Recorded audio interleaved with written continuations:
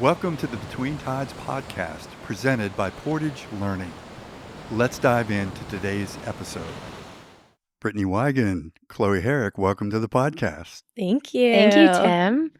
I'm so excited to do this with you today. I know we see each other quite often during our regular work hours, but this is a real treat for me because this is the first time that we're going to record together for a podcast. So both of you had outstanding athletic careers in high school and college. So it's vital that because of your experience and your understanding, we're going to address a very important topic today, mental health for athletes. But before we do that, why don't you guys just take a moment to introduce yourselves and share a little bit about your personal experience with athletics. So Brittne, why don't you go first? Yeah. So I was a volleyball player. I started playing volleyball when I was in 7th grade, and from that time on, I feel like I just fell in love with the sport. So I started playing year round, all through high school, and I grew up in Ohio. So I went to a smaller school in Ohio, and I met some of my best friends through the sport playing. I played on a national team as well for a club in the off season where we traveled across the US, mostly on the East Coast, to play in volleyball tournaments. And then I ended up going to college, and I didn't play in college immediately. I kind of wanted to take a break from playing. I didn't really think that was in the next steps of my life. And then I ended up coming back my junior year of college and walking on my school's team. And so, yeah, I finished out my volleyball career with 2 more seasons, and I loved it. You're allowed to say the school's name. Where did you go to Oh, school? yeah, I went to Duquesne. Duquesne University. Yes, All I right, went to go Dukes. Duquesne. Chloe. So I started dancing when I was 4 and started competing when I was 6 and then never stopped. Throughout my high school career, I had a bunch of opportunities. I won a couple national championships. I held a couple of titles in the state of Pennsylvania for dance. And then when I got to college, I danced on Kent State University's Division I dance team, which I say that was the highlight of my college experience due to the people I got to meet, all the fun experiences I got to do through being on the team. And yeah, now I'm officially retired from dance. Well, we're glad you're at Portage Learning with us. Yes. So you both mentioned that you had some wonderful experiences in college. Anything stand out, like any fun stories, any special memories that you want to share with us? I would say I have a couple, but my junior year, I got to dance at the MAC tournament, and it was the year that the Kent State women's basketball team won, and I got to be at that game and be dancing at that game, just so getting to see them win and getting them to see them celebrate was a super cool experience for me. And then I would also say my junior year, we go to nationals every year, and we're in the Division I category. And my junior year, we got second and third overall in the D1 category, which is the highest Kent State dance team has ever placed in school history. Nice. So that we got to make school history that year. So I would say those are probably my top 2 favorite memories. Very cool. Brittne. Yeah, my favorite memory probably was my senior year. We got to host the A10 tournament at Duquesne in the new Cooper Fieldhouse, which was beautiful. And we made it to the semifinal game. We did lose to Dayton, who was the number 1 overall team, in 5 sets. And that was the first time we had taken a set off of them the whole time I had been there. So it was a really exciting game. But yeah, the memories from that game stick with me to this day. But overall, I think something that stands out the most is just all the friends that I made on the team, and I don't know, just the feeling of being involved with a team sport, and all the support that comes with that, I think is something that's really meaningful to me. So let's start off today with the $1 million question. How do you define strong mental health for an athlete? Either one of you can go ahead and take that one, or both of you. Yeah. I would say for me, a lot of times with sports, it's very mental. There's the competing and the skill side of it, but there's also the mental side of it. And being able to, when you're in the game, stay mentally focused on what you're doing and not get distracted by the outside factors, because maybe you have a paper due later that night that you haven't started yet, or maybe there's pressure on how you perform in the game also. Like, there's always gonna be outside factors, so being able to, like, stay present in the present moment that you're in, is really important. But also I think just, like, your support system in general, like, knowing that, like, there's people that support you for you and they want to see you do well, and, like, you're so much more than just the sport that you're playing. And so keeping that in mind as you go through all the challenges that come with being a part of a sports team, I don't know, I think that's really important. Yeah. I think another huge thing in sports in general is like the phrase never let them see you sweat, whether it's your competitors or someone else. But I do think it needs to be a little more regulated that like it's okay to be stressed out, it's okay to be overwhelmed, like anything like that. Because if you're a college student athlete, you're going to be stressed, you're going to be overwhelmed, and like it's okay to sweat. And I think that's like a huge thing that's happening right now is it's getting a little more regular to be like, it's okay to not be okay all the time. So we hear the words hustle and grind quite a bit when it comes to athletics. So Brittany, you mentioned earlier that you actually took a year off or Yeah, a 2 couple years years off off, too yeah. between high school and college.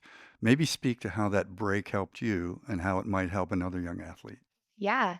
I think for me, um, I don't know, I always think about, like, since I had the time off, I really when I came back to the sport is because I really loved it, and I knew what it was like to not be playing, and so every time I showed up in the gym, like, I was there and I gave it my all because I knew that there was nowhere else that I wanted to be. Like, I had worked so hard to get into the gym, and so every time I had the chance to play or even 7 a.m. lifts that is really unfortunate timing, but, like, even waking up early to go lift, like, I was excited to be there and I wanted to be there, just because I knew the alternative of that was not being involved in the sport that I love and on this team with all these friends that I had made along, like, my time there, and so I think, like, it made me work harder when I was in the gym because I wanted to see myself improve and I wanted to push my teammates to improve, but yeah.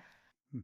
So while you took that break, did you still have a volleyball in your hand? Did you still work out on your own? Sometimes. I played on, like, an intramural team here and there, but nothing crazy. It was some of the time that I was off was during COVID, and so I guess we were all at home, and so I was constantly hitting the volleyball against the wall and wanting to, like, play with my mom, or my dad would go out in the yard and pepper with me, but, yeah.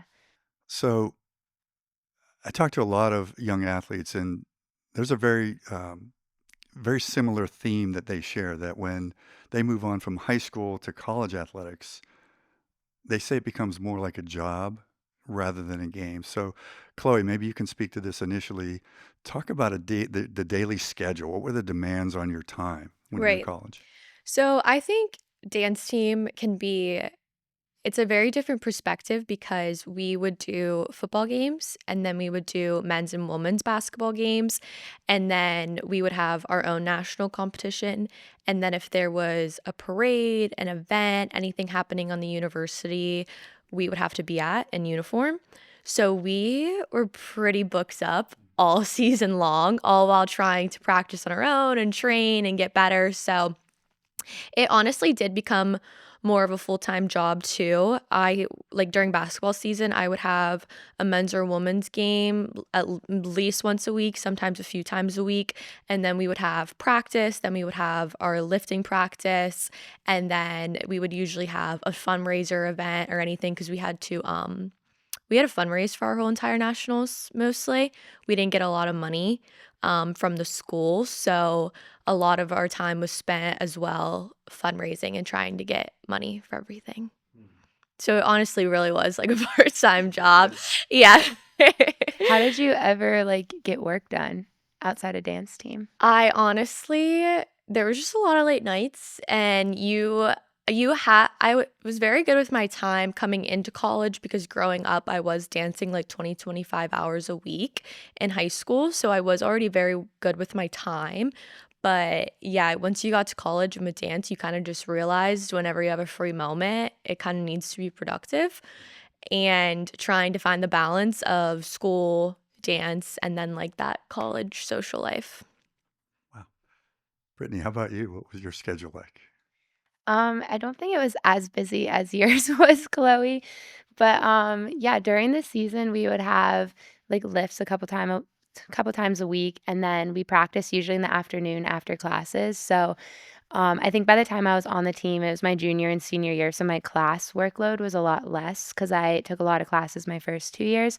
So I'd go to class in the morning, and then we'd have practice, and then from probably about, like, 5 to 6 o'clock, I had dinner, and then I had the rest of the night to, like, get work done and get ready. Our travel schedule was a little bit different because we would play on the weekends, so usually we'd play anywhere from, like, Thursday to Sundays, so if it was a home game weekend, we would have 2 home games that weekend, but if we were on the road, we would be traveling, so, we really only maybe missed 2 days of class a week if we had back-to-back travel weekends, which really wasn't too bad, and a lot of our professors were really understanding with, like, missing class for sports and stuff, so they were really good if you worked with them to get your work ahead of time or, if you needed to turn something in early or when you got back, like, they were really good with working with us on that.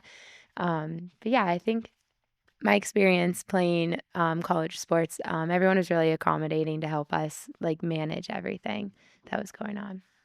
So we hear a lot about the word pressure as well. Talk to me about that. Did you guys experience pressure as you were competing? And what is it? What is pressure? How would you define pressure?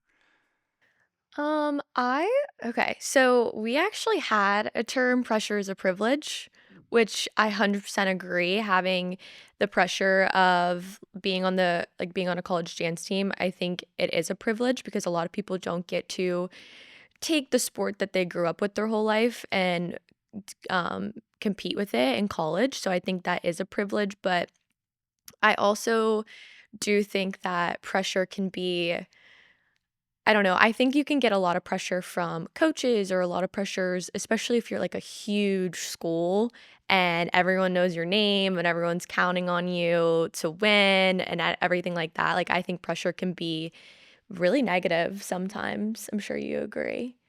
Yeah, I think too, even with like all the NIL changes and even the transfer portal, like there's so much more riding on like these college athletes' performance in their games. And so like messing up in a game like could mean like losing your spot on the team in the next couple years or missing out on like other opportunities that could come. So no, I do think there's a lot more pressure on student athletes nowadays than even what I experienced when I was in school.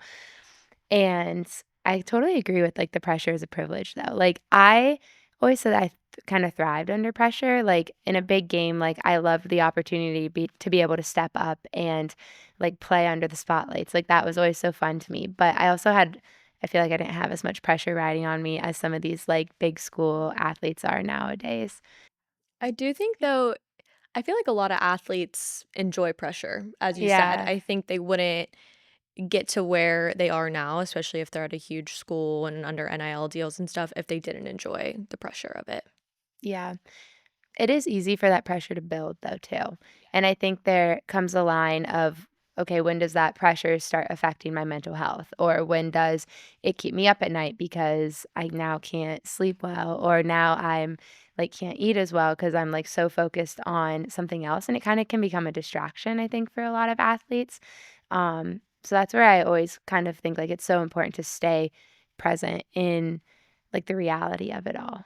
Like at the end of the day, like it is just a game, and I know there's so much riding on it, but, like, you and your mental health, like, comes first, and I think that's something that a lot of young athletes in particular need to be reminded about as they grow up, and I'd even claim maybe at the high school level, I think sports is becoming, very competitive at that level. I know, like, when I was going through it, like, if you weren't playing year round, like, you weren't gonna be able to compete at your high school team because the level of competition was just growing so much, and so even you think, like, these young, like, 14 to 18-year-olds are facing so much pressure at such a young age when they're still trying to figure out, like, "Is this do I even really enjoy this sport?" Like, they're trying to play multiple sports, they're trying to make friends, like, it's such a hard time, but, yeah, I think that is really important for these young athletes to know, like, that people support them and they have friends that care about them no matter like what they're doing. If they are playing this sport or maybe they want to pursue something different, and that's totally okay. So is there a difference between pressure and excitement? You had mentioned maybe there were moments you couldn't eat, couldn't sleep. Was that a result of excitement for the next day, for the activity, or was it more, "Oof, man, I don't know if I can do this"? Ooh, that's a good question. I feel like mine came from a place of excitement, because I looked at it as I get to do this, more so than I have to do this. But yeah, I would say excitement. I could see both. I think it could be excitement, but I also think it could be like an overwhelming feeling and kind of a nervous feeling, and maybe they can't sleep the night before they compete or have a game or something like that.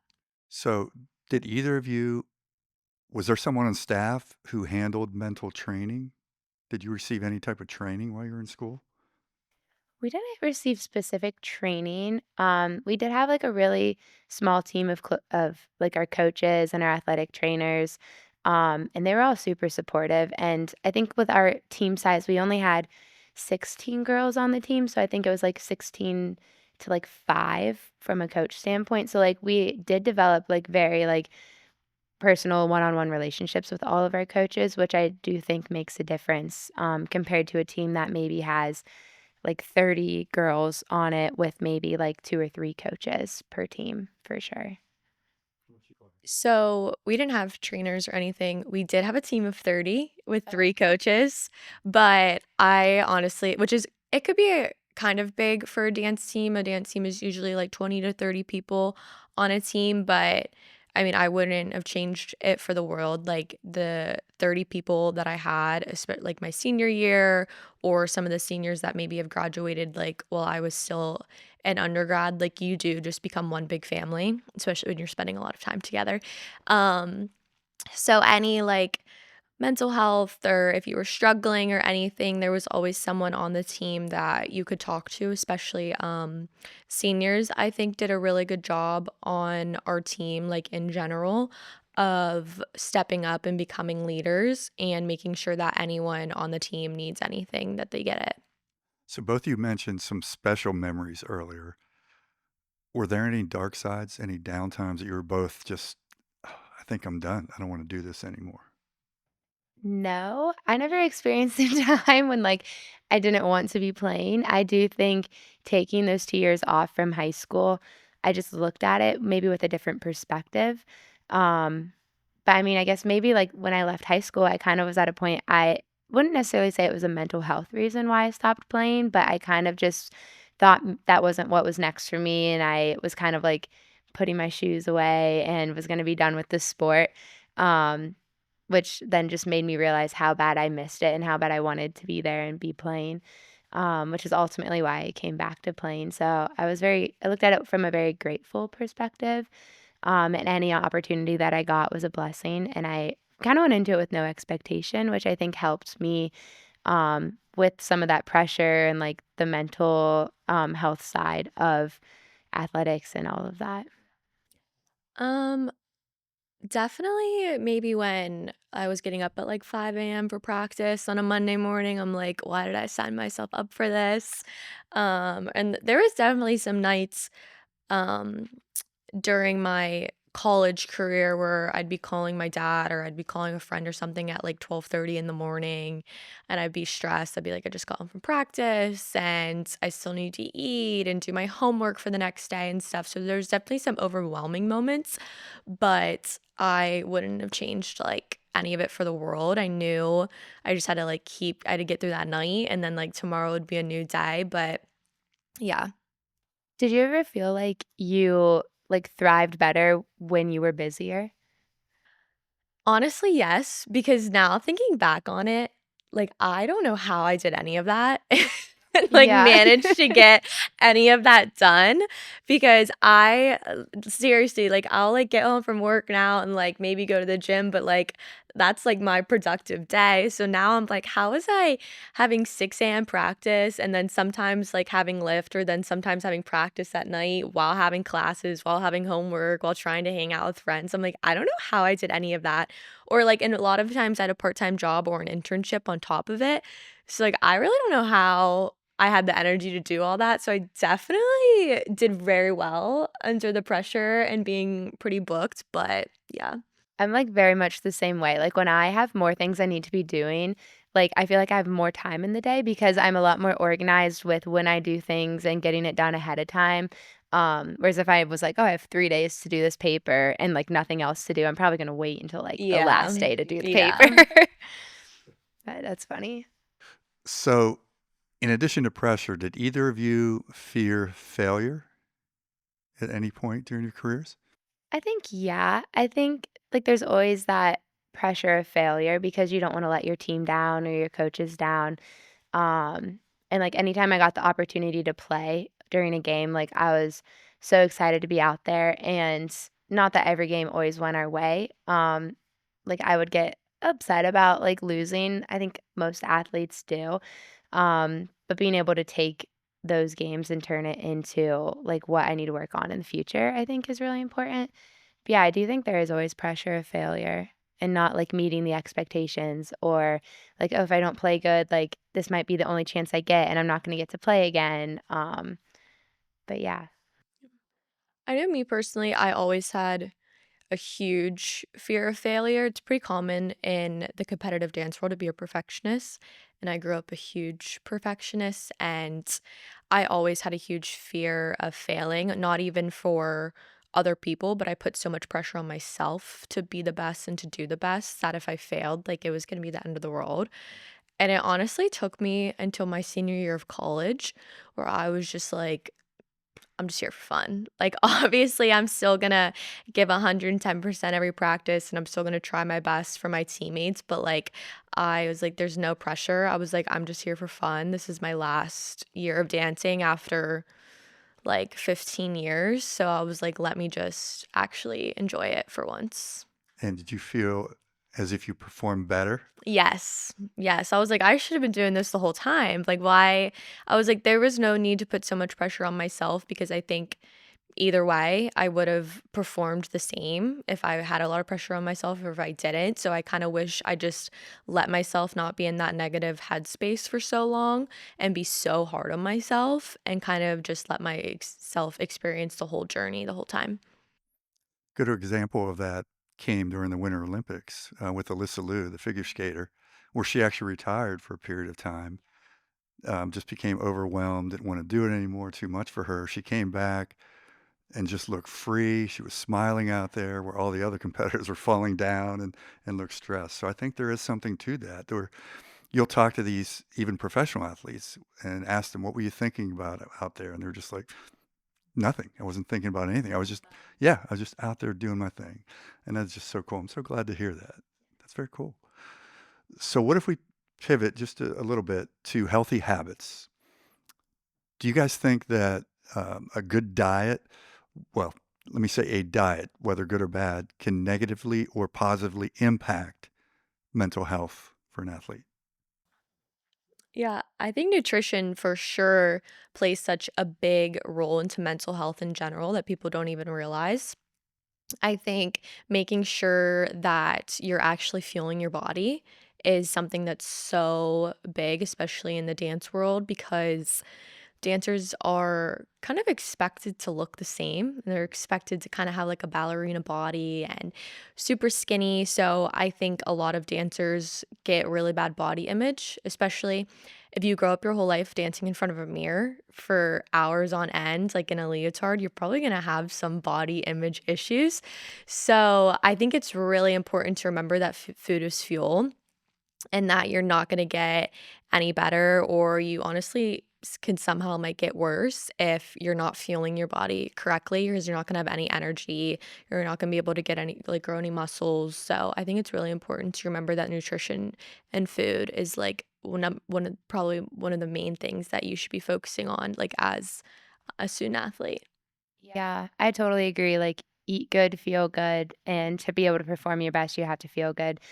um, that is something we did have, like, a lot of, like, trainings or talks about, like, what we're eating, especially in college when, like, you're limited to the dining hall and the options that they provide on campus.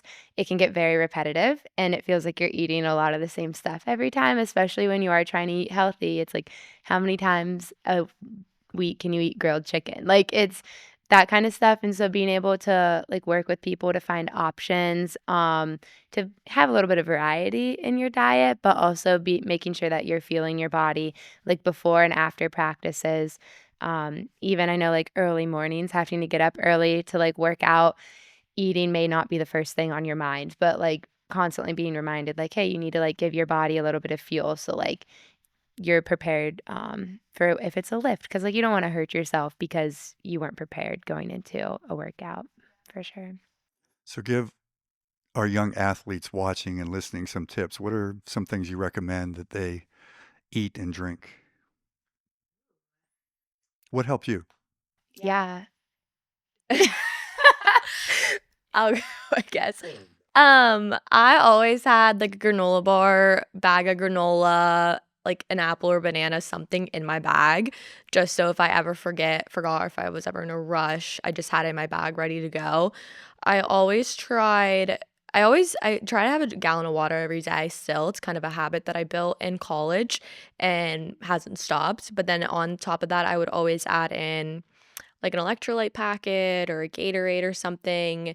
I would try to have like for football games, for example, we if the kickoff was at noon, we would have to be there at 8:30 in the morning, and then you would probably leave at like 5 p.m. ish. So it's like a pretty long day. So I always made sure I would pack like a granola bar, some Gatorade, water, of course, and then always having a huge breakfast filled with protein, and then lunch we would get served by the football team. They would give us food, so it would always be like a salad or a wrap, a fruit, and like granola or something like that.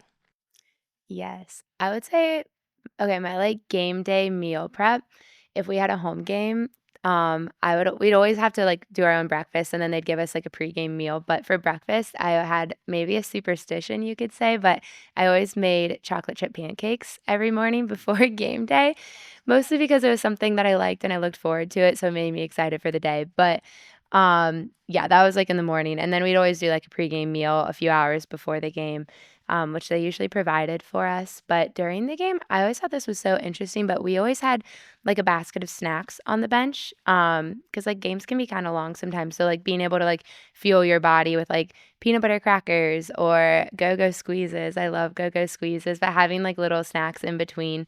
And then after a workout, we always had like chocolate milk or like protein drinks or something, just for like recovery afterwards. But I would say one of the biggest things that I think about is hydration specifically. I know like making sure you're hydrated days before a game. You can't start hydrating the day of a game. Like you have to make sure you're constantly staying hydrated every day, which sometimes is a challenge if like you don't like to drink a lot of water. So like making sure you have like Powerade and water all mixed in throughout your diet, I guess, is pretty good.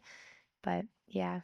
It might sound a little crazy, but like half the dance team was running on like pixie sticks and nerd gummy clusters. And I have always like when I would get to a dance competition when I was little, my mom would always give me a pixie stick like right before I went on stage. And then yes, we would always have pixie sticks and gummy clusters on hands because I swear to you, they would give you so much energy and just like I don't know, they were good. And it makes So you excited. yes, You're like, "Oh, I have my whenever pixie I saw a pixie stick." stick or like Nerds gummy clusters, I was like, "Oh, like we're gonna go do something for dance." Yeah. I mean, with that, I think, like, a lot of athletes, like, don't be so hard on yourself. Like, as long as you're fueling your body, like, you're allowed to treat yourself. You're allowed to have, like, something that you enjoy eating, even if it is, like, straight sugar or chocolate or whatever it is. Like, you still have to make sure, like, you're excited about that. So speaking of healthy habits, I've got two words for you. Social media. Let's speak to that. How does social media impact an athlete during the season? Negatively, positively, neutral? Talk to me. Ooh, I do think there could be a negative side of social media.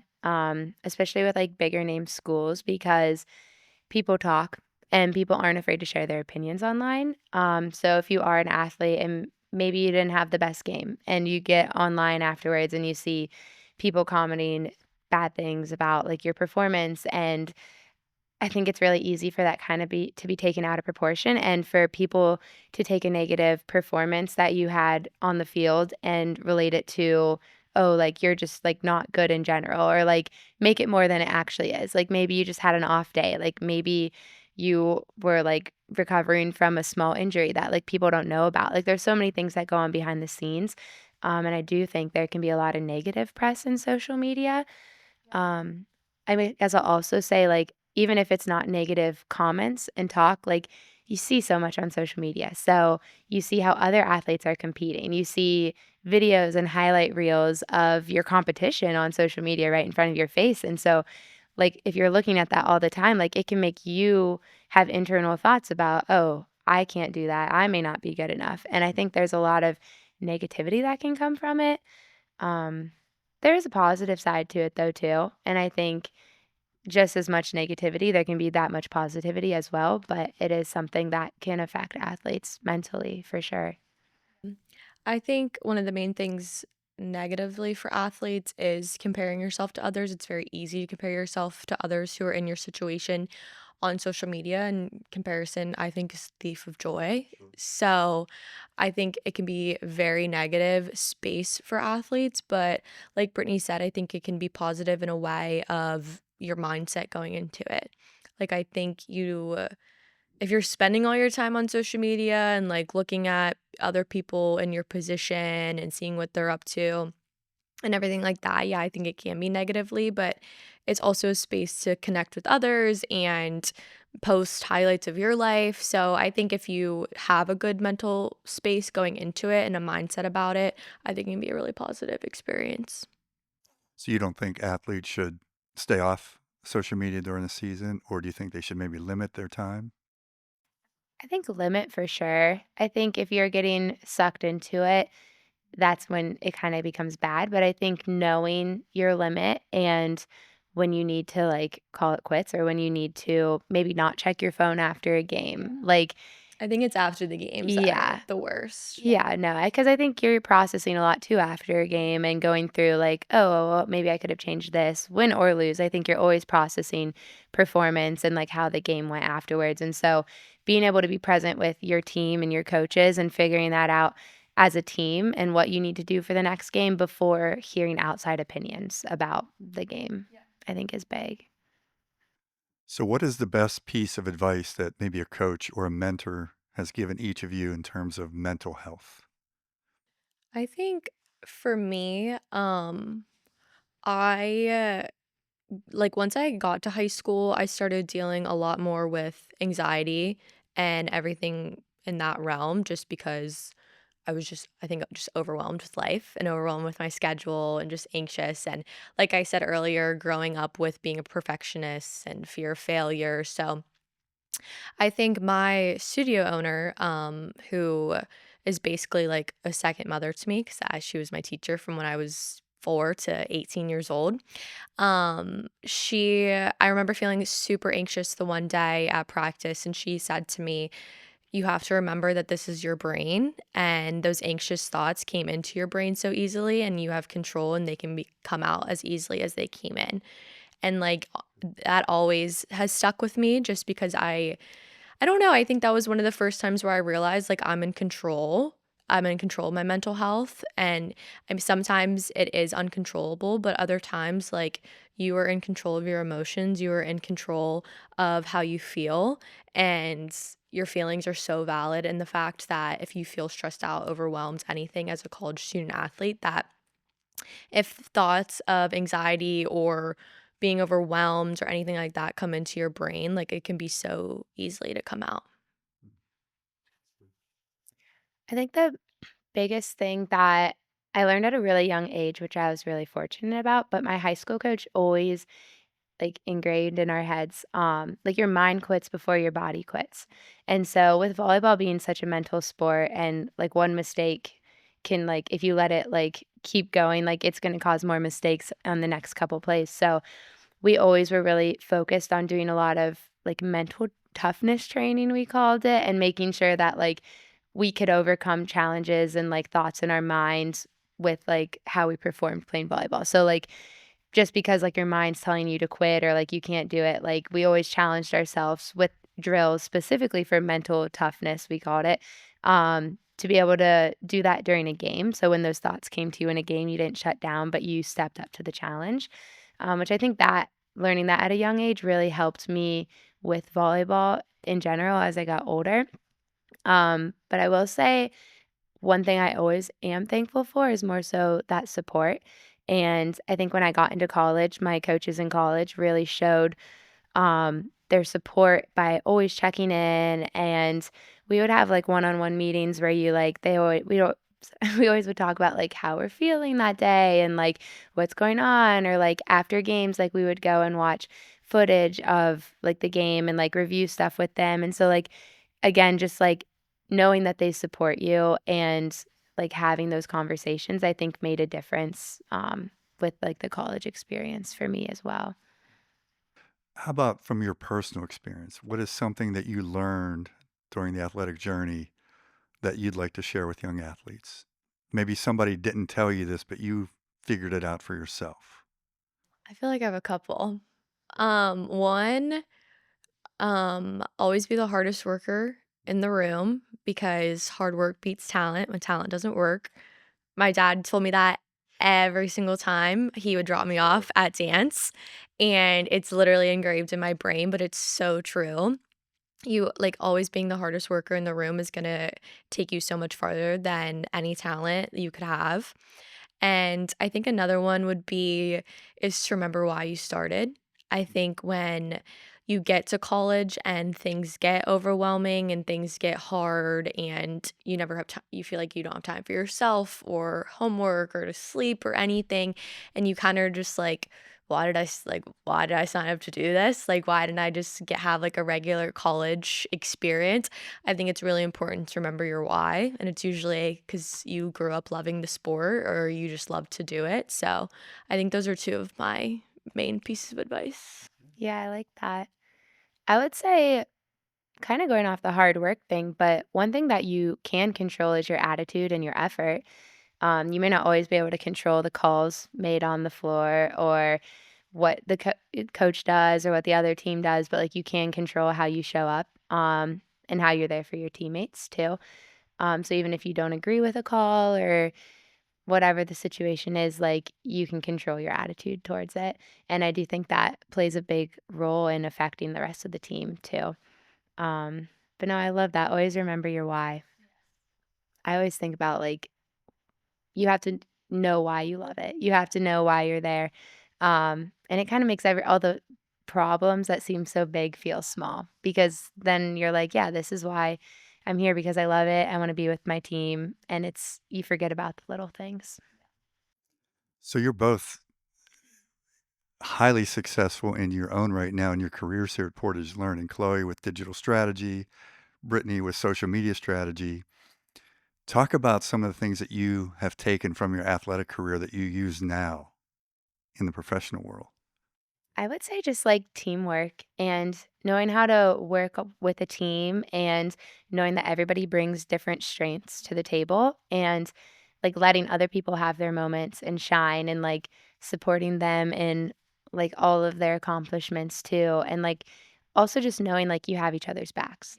Like if we want to start a new marketing campaign and say if it doesn't work out, like knowing like we aren't gonna like be mad at each other for it not working out, like, we're like, "All right, what can we do now? Like, what's gonna work next? Like, what can we try?" Like, always challenging each other to, like, try something new and be better, I don't know, and not being so hard on each other in, like, the failures, you could say. Yeah, I was gonna say teamwork too. We do a lot of collabing across different departments, and I think I tell everyone all the time I have the best coworkers ever because one, we never stop like laughing and like joking around, but two, when like we go, like when we work really hard, and I think everyone always puts 100% into every project that they're assigned to, especially across all different teams. So I think it's really cool to see that like everyone has each other's backs here, and we are really just like a big, I would say, family. And then I also think time management too. We get pretty busy here at Portage, so using your time wisely and trying to figure out what to prioritize and stuff is definitely some stuff I learned through dance that I'm now using at work. I think one of my favorite stats to speak to the teamwork and collaboration idea is NBA star named Steve Nash. He retired a few years ago, became a coach, but I don't know why someone studied this, but during one game, he gave out 243 high fives to his teammates. And I just thought that was so cool that you hear a lot that you want to be the thermostat, not the thermometer, that you want to raise the energy, that you want to bring others up who are around you. And I just thought that was such a cool stat. And for our listeners and viewers, I can speak to what Chloe and Brittne are saying, that I get to work with them on a daily basis, and they both do that. So I just want to thank you guys for being those thermostats and for raising the level of energy and the fun and the passion. You guys do a wonderful job. So thank you. Thanks, Tim. Yes, That thank was so you. nice. So before we get out of here, you guys have been very generous with your time. I know we are very busy, and I'll let you get out of here. Just a couple more questions. First one is, what is something that we addressed today that you feel is important enough that we should reiterate it one more time, that you want our viewers and listeners to take away with them? Okay. I would say something that any listener should take away from them is something I feel like I said maybe in the beginning of the episode, is that yes, pressure is a privilege, but also remember that like it's okay to not be okay all the time. You're gonna have a lot of ups, and those ups are gonna be great, but you are gonna have some downs. And I think it's just important to remember that that's life, that's normal, and tomorrow's always a new day, and you're gonna get through whatever storm you think is like coming your way. I love that. Yeah, I would say just always remembering like you're so much more than your sport. And there's so much more out there in life than the sport, even though like I still love the sport that I play and I try to play it as much as I can, but like there's still so much more that like I'm doing and that I want to do with my life than just volleyball specifically. And so when that pressure does come up, and maybe it's a coach, maybe it's a parent that's putting pressure on you, but knowing that that pressure is coming from a place of like love, because they want you to be better and they want you to succeed, and they are trying to push you because they know you can do more. And it's not coming from a place of like putting you down necessarily. But yeah, just knowing like you're so much more than your sport. But if you are playing a sport and you want to pursue a sport in college and like later on, like you have to love it, and like always remember why you love the sport. And it makes it easier to do the hard things. Yeah, has to be your career, Yeah. not your parents, not a coach. Can we ask you a question? Ooh. Do you have a question? Well, you work with young athletes all the time. Is there anything that you don't think, like you think that we didn't hit on, that you would want young athletes trying to become a college athlete to know? Yeah, I think the big thing, you guys did a great job today. Very impressed. I think the big thing that I try to convey is what Brittne just alluded to, is that your sport is just something you do. It's not who you are. And even at the highest levels, our sport, our job, our hobbies, whatever they are, it's simply a platform for us to become who we were created to be. So we get to learn from them, we get to take lessons from them, and we get to take those into other arenas of life. And that's why I asked that question earlier, that um, I love when I get to work with people who were athletes in the past. Not that non-athletes can't do a wonderful job, they do.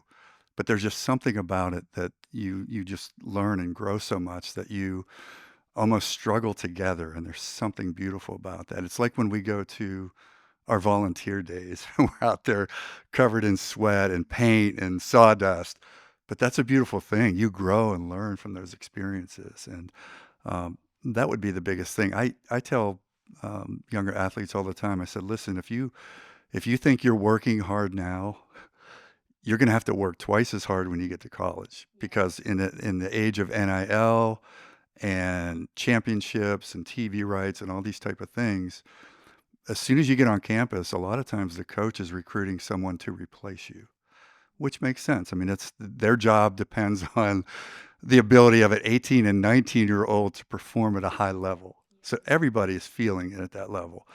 But at the same time, you have to know that it is a game. It's something you love to do. It's a beautiful thing. It's only going to come around once. Everybody at some point, that ball is going to stop bouncing or whatever it may be for the last time. Someone told Michael Jordan, they tapped him on a knee and said, "Hey, Mike, I think it's over. Probably need to move on." LeBron is getting to that point, as great as he is. It happens for everybody. What are you going to take with you when it's done? To me, that's the key. So, and you guys were great examples of that. This was fantastic. Yeah, Very I really impressed. I really enjoyed the talking with discussion. you guys And I today. know our viewers and listeners are going to take this with them. So thank you both. Appreciate your time, energy, and effort. And let's continue to be human beings, not human doings, and use that platform wherever we are for good. I So love thank you, that. guys. Thank Thank you. you.